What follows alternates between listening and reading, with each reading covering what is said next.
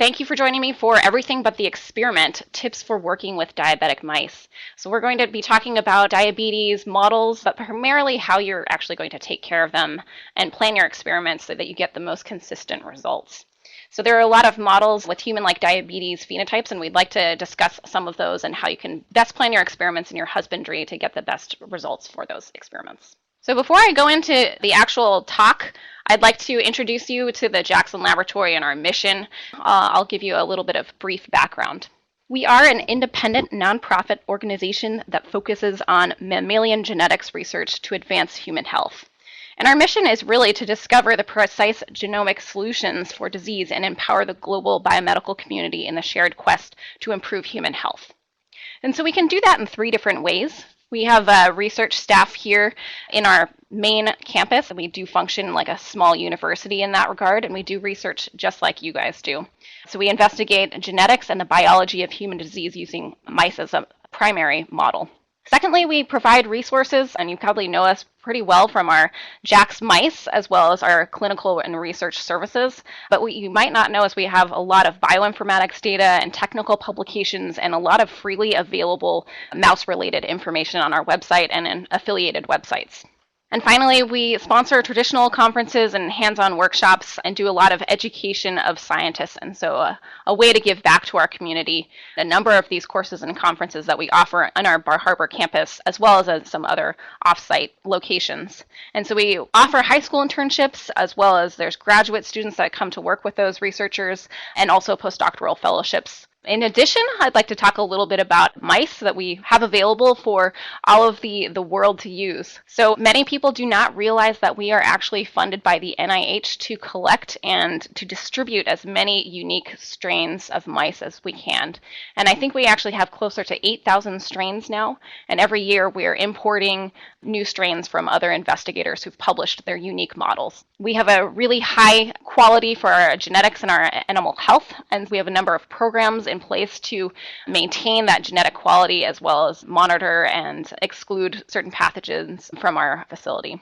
You've probably seen us referenced in many publications, but it's actually quite close to 100 new publications per week. And so that is a really strong resource in the literature that our mice are used. And it's actually the common sale of these common inbred strains, such as C57 Black 6, Balb CJs, and DBA2Js, that you can get from a number of different vendors. But the sale of our J strains from the Jackson Laboratory actually support the development and collection of all the specialty strains that you can't get everywhere, and as well as these valuable resources that I'm going to discuss next. Some of those resources include our JAX mice database, and this is an online database. It serves as a catalog for all of the 7,000 to 8,000 strains that we have in our repository. And so you can come here to learn more about your strain, as well as how to take care of it, genotype it, get linked to specific references for those particular strains, as well as very practical information like purchasing and housing. Secondly, we have the Mouse Genome Informatics database. This is a really one-stop shop to learn about all different types of genetic modifications in mice and about genes in general. And so we go to this to find mice, but there are also a number of other resources linked here, including information on tumors and different Cree strains and Cree expression databases, as well as a number of other helpful links in the literature. And then finally, probably most relevant to today's talks is the Mouse Phenome Database. And this is a user-submitted database where you can access data from a number of investigators regarding a lot of the baseline characteristics of inbred strains as well as some mutant strains. And you'll find a lot of information here on some diabetic strains as well.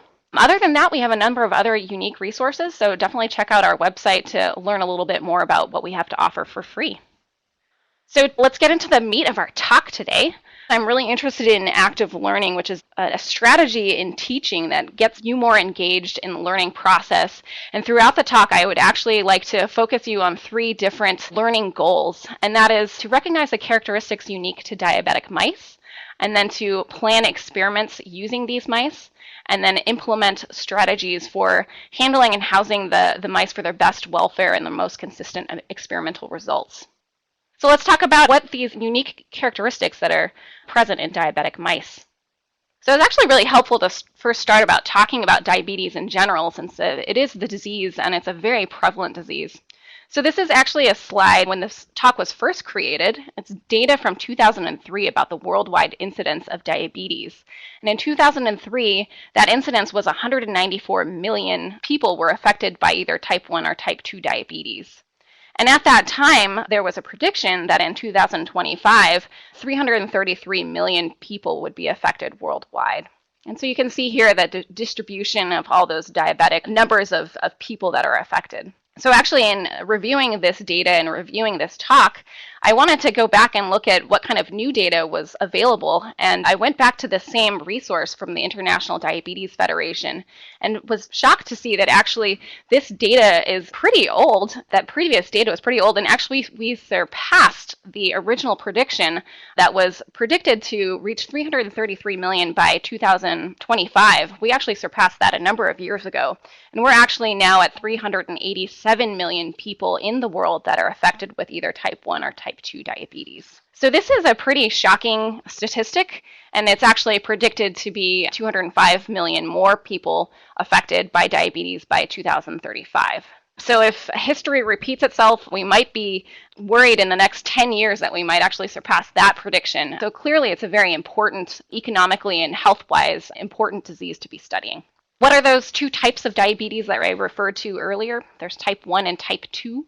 So type 1 is pretty much deficient in insulin production, and so the pancreatic beta cells stop producing insulin. And so, as we know, insulin is very important for glucose uptake and as well as storing sugar and fat into fat cells and storing sugar into both the liver and into the muscle. Type 1 primarily affects children, and it's usually due to a number of unknown causes, both genetic and environmental causes. And those patients have excessive thirst, hunger, they excessively urinate. They are also characteristically lower in weight, so they don't gain weight very well. They have all kinds of vision problems, they're very tired, and they usually have poor wound healing. So type 2 diabetes, which we're probably very familiar with, a little too familiar with probably, actually results from insulin insensitivity. So having too much insulin in your blood is a pretty high characteristic, or a characteristic of type 2 diabetes. And this is because the insulin receptors stop responding to insulin, and therefore the blood glucose also is high in these type 2 diabetics. So this is a disease we primarily think of affecting adults, but the scary new realization is that it's occurring in children. And the symptoms that a number of type 2 diabetic patients suffer from are very similar to type 1 diabetes, but they have a less severe phenotype in terms of thirst and hunger and urination. And also these patients are characterized by severe weight gain. But what these two different types of diabetes have in common is the persistent hyperglycemia and poor circulation. And so I think the blood, having high levels of glucose in the blood, is actually very detrimental to circulatory health in terms of a lot of reactive oxygen species, as well as increasing the thickness of the blood, and a number of circulatory problems result as a side effect of type 1 and type 2 diabetes. So in talking about modeling these strains or modeling these diabetes in mice, we'd really like to know about the different types of mice and how to best take care of them. And since they are going to be reflecting a number of the patient characteristics, those considerations will play a role in how you take care of them and how you plan your experiments using these mice. So here I've listed a number of common mouse models of diabetes, so NOD mice, tally-hos, leptin and leptin receptor mutants, as well as Akita mutants. You can see some images here, and the leptin and leptin receptor mutants you guys are probably all very familiar with. Those are definitely type 2 diabetes strains. Tally-hos as well, if you didn't even know about tally-hos, you might be able to guess from their extreme size. The Akita strains, they are actually a model of early type 2 diabetes. They are actually a non-obese early type 2 diabetes strain. The NOD mice are a type 1 diabetes strains. And then C57 Black 6 fed a high-fat diet. This is actually a very common misconception that DIO mice or diet-induced obesity causes type 2 diabetes. And actually, these mice are more of a model of pre-diabetes. They don't actually get a very high level of blood glucose. And so a lot of people are very disappointed when they find out that their mice don't have very high glucose levels. And that is because they just don't model diabetes that well. All right. So we've talked about diabetic people. Let's talk about diabetic mice and their characteristics. So they do reflect a lot of those patient characteristics, notably that type 1 diabetic mice actually have thicker blood, and they do have this excessive thirst, hunger, urination, weight loss, fatigue, and poor wound healing. So they are a little bit lazy. Or not lazy, excuse me, they're always a bit tired. And the type 2 diabetic mice actually, again, have the similar characteristics as type 1s, but they're definitely less severe. It happens a lot later on in their progression of their disease. And again, they have weight gain instead of weight loss. But the one thing that I do want to point out that is common between both diabetic type 1 and type 2 strains is that both strains are incredibly sensitive to stress. And we'll talk more in detail about this, but it has a lot to do with the glucose levels not being very well controlled and cortisol playing a role in that as well. So much of what we're going to talk about is how to eliminate those forms of stress and allow your mice to maintain what homeostatic mechanisms that they have. Okay, so let's go into how you actually plan those experiments using diabetic strains. So some of the common problems with experimental design involving diabetic strains, I think that most people don't think about before they start their experiments, are these three topics, which are sample size, the method, and the type of data collection that you are performing, and then the control mice. And so these are some three points that we'd like to discuss so that you can plan your experiments more in advance and be aware of some of the considerations that are important specifically with these diabetic strains. So let's talk about sample size first. Sample size, you're going to be planning a number of mice for your study based on what you can afford, as well as what you can house, as well as the science itself. And so in terms of the science itself, what's really important to know about diabetic strains is that the overall disease incidence rate can vary between mice, as well as there's an asynchronous disease onset for a number of the genetic models of these mice. So these are really important considerations for how you plan your experiment. For example, there's a pretty wide variability in the onset of disease for a number of these strains, and so going to the literature to find out what the typical onset of disease is really important. You might also notice that males and females have a different susceptibility to disease. And for example, in our facility, we have the NOD or non-obese diabetic mice. We find that 90% of females will develop diabetes by 4 to 5 months of age, but the males will actually only be about 50% of them will be affected by this age. We also notice that they will have an asynchronous disease onset, so they won't all start to have high glucose levels at the same age. And so you'll have to keep that in mind, and you'll probably have to measure the glucose in all of your mice several times before you're able to establish whether they actually are diabetic. Something that's really important also is to consider the length of the study that you're going to be doing, and some mice will get very sick during that time. And so you should include for your sample size enough mice that if the mice are actually too sick to analyze by the time points that you're interested in, you may want to account to have a higher number of mice there. Also, in terms of length of study, particularly for any kind of males or Black 6-based males, those males tend to get very aggressive as they get older. And so you might have to also consider including more mice to account for fighting.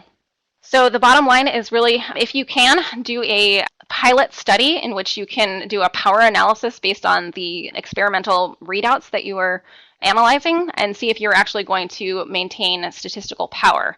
And so you'll actually be able to determine how many mice you need to include on a study based on those statistics, as well as including extra mice just for the other problems that we associated with the mice dying early or having problems due to fighting, as well as asynchronous onset of disease. The second consideration for an experiment is really the blood analysis considerations. And so this is really important since we are talking about blood glucose levels. What many people don't know is that blood glucose actually varies quite a lot throughout the day. And so it's really important to actually collect your blood glucose measurements at the same time of day, as well as the same route of analysis. So mice are nocturnal. They feed during the dark period of our dark period. They're awake, in the middle of the night. And so first thing in the morning is usually when their blood glucose is going to be the highest, and then it decreases as the day progresses. And specifically talking to our in vivo group that perform experiments using these type 1 and type 2 diabetic strains, they do actually specifically mention that the glucose measurements should be the absolute first manipulation that you do for the day, because handling will affect the blood glucose values as well. So even if you're doing something like measuring weight or putting an ear tag on or dosing the mice, certainly you would like to measure the glucose the absolute first manipulation of the day. If that's not possible, you can always allow the mice to resettle back into their baseline characteristics and their baseline stress levels before measuring glucose, and you can minimize that noise and variability of your data. The route of blood collection is very important, and so this is actually a study that compared retroorbital bleeding versus a tail vein nick or cut. And you can see here that the mean blood levels, the blood glucose levels, vary quite considerably from 186 to about 206 mg per deciliter.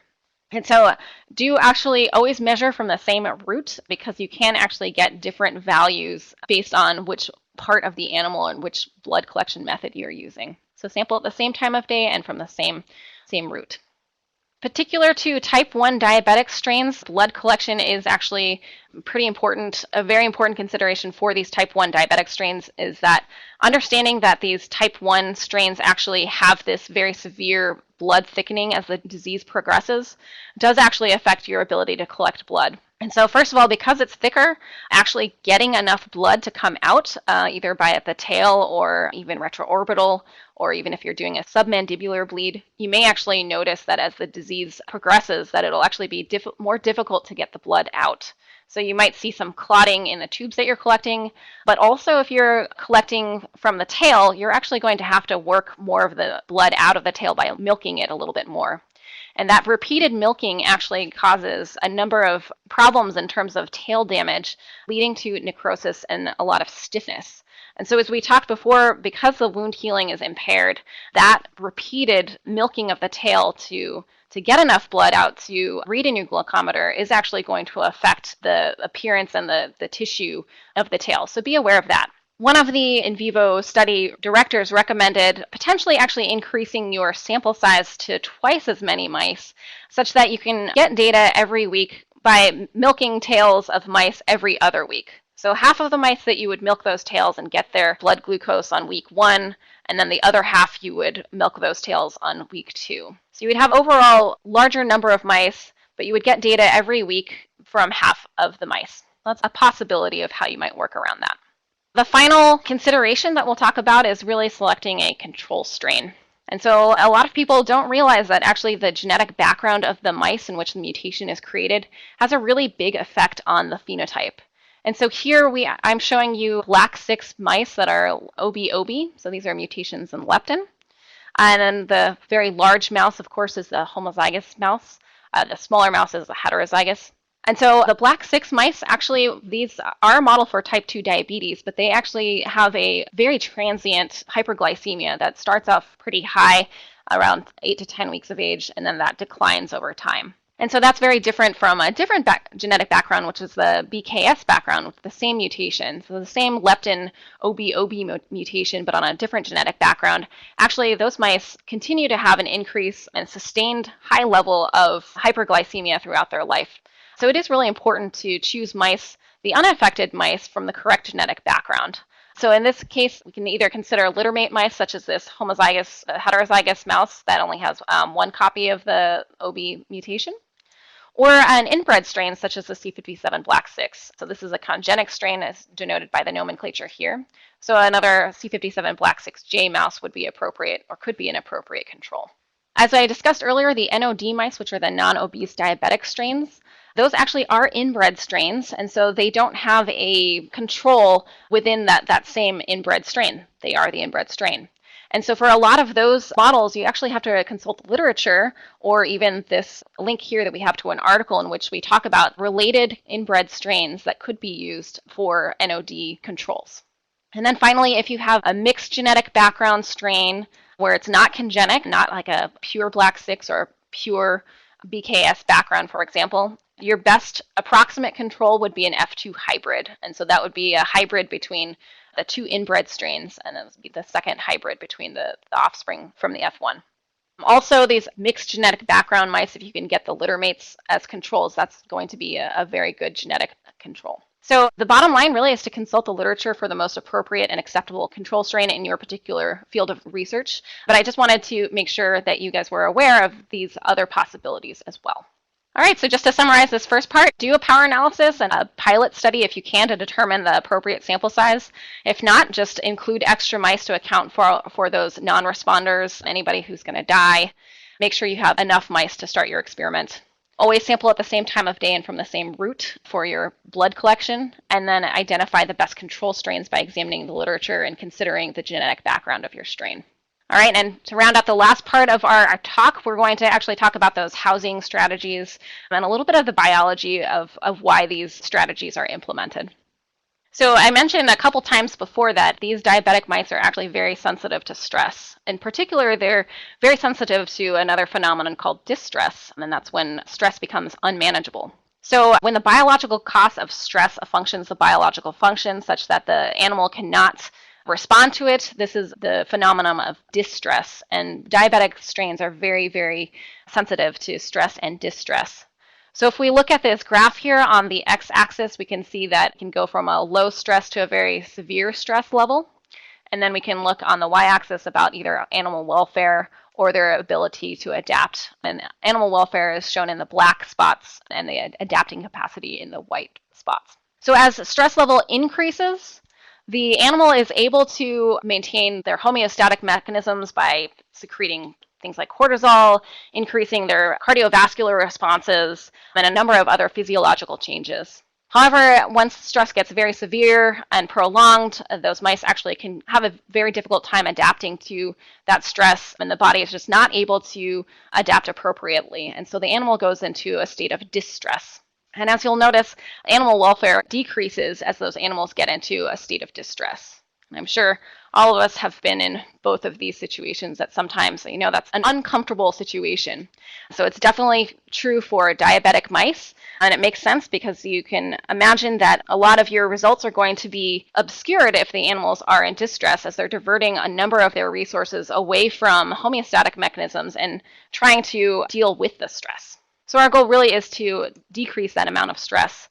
And some of those things that you might not be aware of, but that are things that you can have an effect on, are things like shipment and room changes. So you know that the mice will come on either a truck or even a plane in some cases, but even moving from room to room can be upsetting enough for the mice. So all that vibration and movement, they're in a cage, but they can see things around, and the lighting has changed, the humidity has changed. They might be adjusting to new food because you have a slightly different food from what the mice have been eating before you receive the mice. So you should expect a fair amount of, or some weight loss, either from dehydration or changing food. And you should allow these mice to acclimatize in your facility for at least 1 to 2 weeks.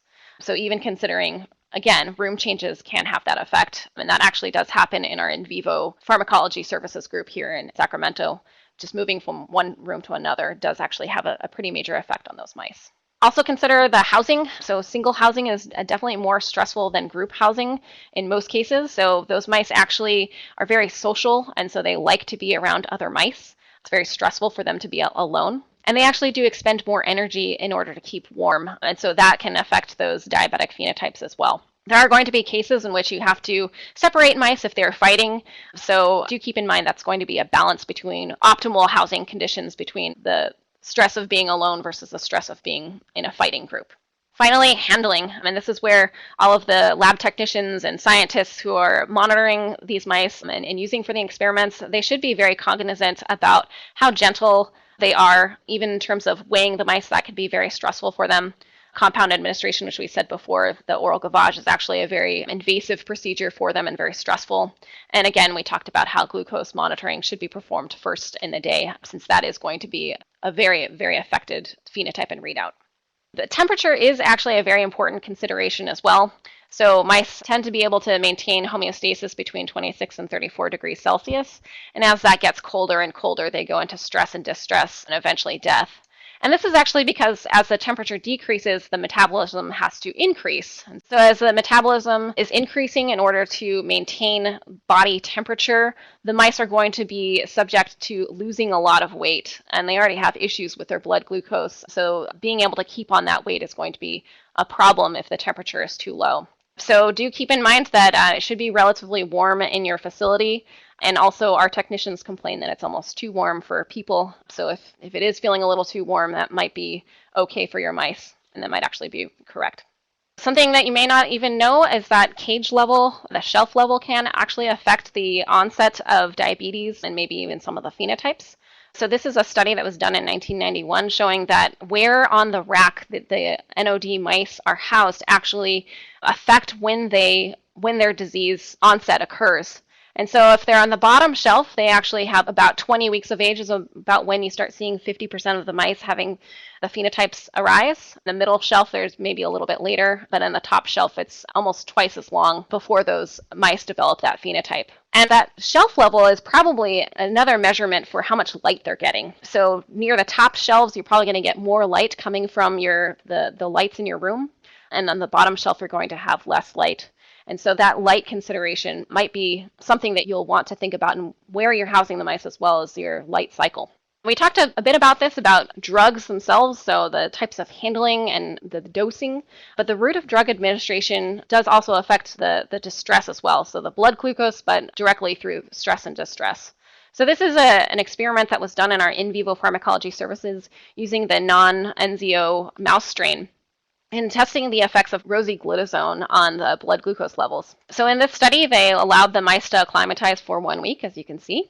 And then the study started, and they gave some oral gavage vehicle dosing, and then that was followed by oral gavage drug dosing, and then the study ended 2 weeks later. So what's really important here is they actually took measurements at the baseline 7 days before, on the day of the start of the study, as well as before oral gavage dosing. And during oral gavage dosing, they also did some measurements. But you'll see here in those 3 different time points that the blood glucose levels actually decreased, even though there was no drug given. So at the very start, there are very high blood glucose levels, and that slowly declines as the investigators started manipulating the mice, even with a vehicle. And so interestingly, this had a negative effect on their data because they actually found that when they started dosing the mice with rosiglitazone, there was no difference in the vehicle versus the rosiglitazone treated animals in terms of their glucose tolerances. And so rosiglitazone, they could conclude from this study that rosiglitazone had no effect on glucose tolerance. However, if that drug, that rosiglitazone, is actually given as a grain or in the feed, you see much different results. And so this is a study that was done by a different group, but also using the same mice, the NON-NZO mice.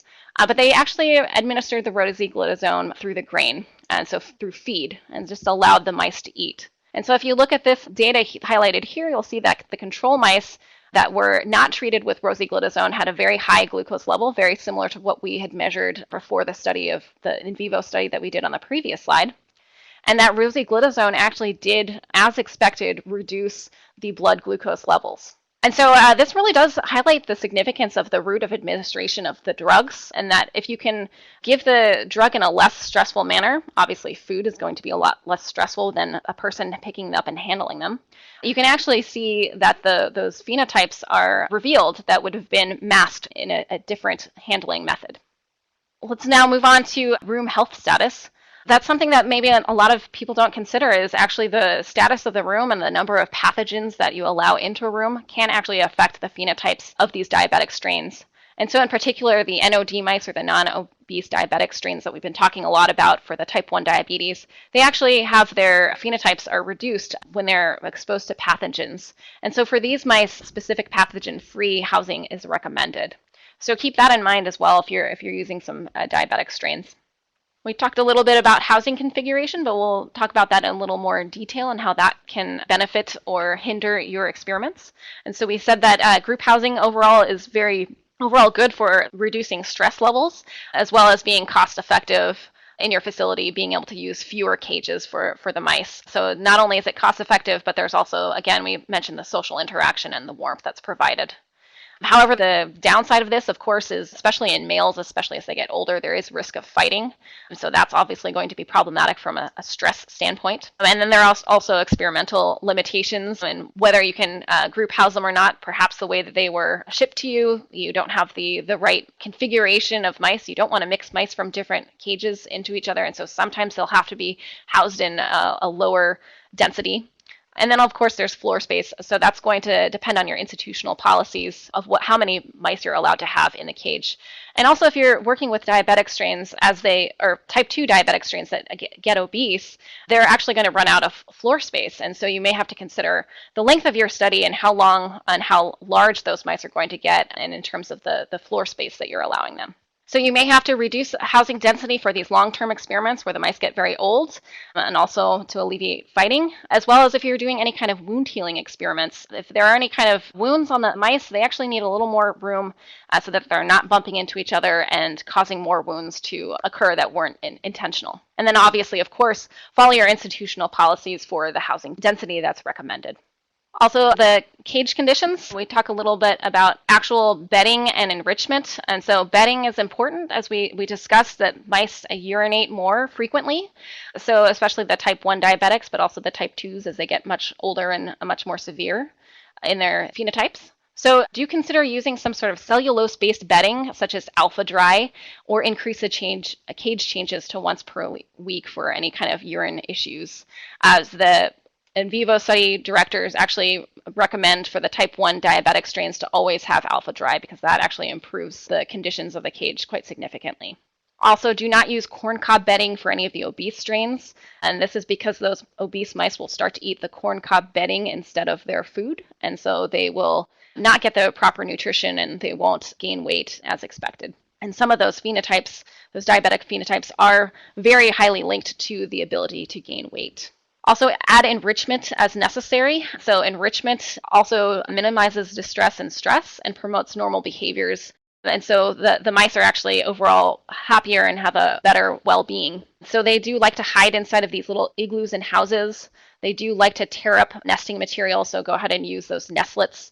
And then if you have nylobones that they can chew on, that does relieve a lot of stress for them as well. For food and water, for type 2 diabetic models, make sure that they are on the same high-fat diet that they came with, or at least one that's similar. There are some strains where they'll get fat no matter what kind of diet they're on, so check the literature to make sure that you're feeding them the appropriate diet. As they get much bigger and fatter, they might not be able to reach the food and water, so be aware of that. And if they are not able to reach food and water, you may have to ask your ayah cook if it's okay to put food on the floor of the cage or to potentially add more bedding so they can reach the food and water. I think the bigger issue is once they get very, very large, they have the ability to flop over and get stuck on their backs, kind of like tortoises, except with mice. They do not help their friends out and flip them back over. So that is actually a concern. They cannot right themselves if they're flipped over on their backs. Also, completely replace food at each cage change to prevent spoilage. So there are some high-fat diets that require the food to be refrigerated in storage, and when you put them into the cage, they'll eventually warm up to room temperature, obviously, and they get kind of soft and squishy. Water is actually very important for the type 1 diabetic strains. You might actually have to check your water levels twice per week, as those mice get very, very thirsty and they drink a lot of water. Also, specific to our facility, we use water bottles. So if you have watering racks and automatic watering racks, such as a Lixit, do provide water bottles during the acclimatization period and train them to use your watering racks, because they do actually have to learn how to drink from those as well. Overall, room recommendations, again, to choose a quiet place. This allows the stress levels to be reduced. House the mice on the lowest cage level, trying to avoid too many bright lights and away from those bright lights that are coming from your hood or from the ceiling. Always handle the mice very minimally and consistently and gently, and remember that they are sensitive to wound healing and bruising. So fatter mice, you might have the inclination to grab them a little bit and scruff them a little bit harder because you're worried about their size, and also if they're males, they tend to be a little bit more feisty. But there are some examples customers have called us thinking that they've got some sort of lymphomas or bumps, and they actually do the pathology and find out this was actually bruising from a little bit harsh handling. So be very gentle when you're handling these mice, because they are going to be sensitive to that bruising. Over here on the right, we actually, in our facility, handle all of our mice with forceps. And so this is an example of one way that you can kind of minimize that grasping. But it's also important to handle the mice with clean forceps or gloves, because that prevents the scent carried over from one mouse to another and from one cage to another. And that's very important, especially using males, older males, as they can sense the pheromones from another male, and that causes a lot of stress. We talked about the temperature, so make sure it's adequately warm. and then the light cycle and intensity that can cause stress in mice that are being exposed to light at the wrong times and too much light. All right, and just to summarize what we've talked about, basically this whole section is really about minimizing distress. And so, as we said, that diabetic phenotypes are highly sensitive to stress and distress. So do everything that you can to minimize that stress. Also, the health status of the room. If there are going to be pathogens, that also contributes to stress, but it's also important for the NOD mice and potentially other strains. And then also ensure that the practices that you have for colony management and the environment is appropriate, making sure that their food level or their cage level, their bedding, enrichment, and food and water are sufficient for them. And then, of course, always thoughtful handling from those who are changing cages or doing experimental manipulations. We do have a number of other services available to you. So we have a number of congenic backcrossing, genome scanning, cryopreservation recovery, and compound efficacy testing. So if you're interested in learning more about these mouse and mouse model services, please let us know and we can have someone contact you from our sales team and they can ask you specifically how they can help. So with that, I'll end the presentation and thank you guys for attending our webinar. Thank you guys very much and I hope you guys got a lot out of that presentation.